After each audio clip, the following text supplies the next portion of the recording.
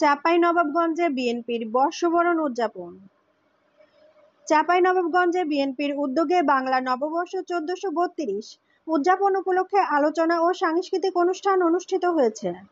মঙ্গলবার ১৪ এপ্রিল সকালে চাঁপাইনবাবগঞ্জ সদর উপজেলা ও পৌর বিএনপির আয়োজনে বাংলা নববর্ষের বৈশাখী শোভাযাত্রাটি জেলা শহরের গুরুত্বপূর্ণ সড়ক প্রদক্ষিণ করেন।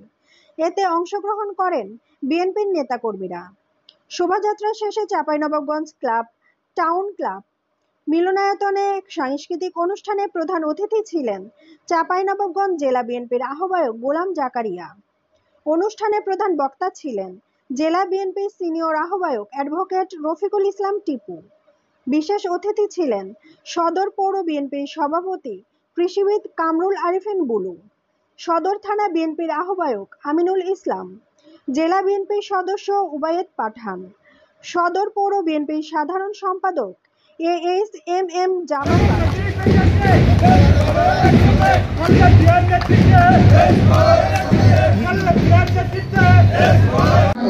আজকাল যে দেশের লেখা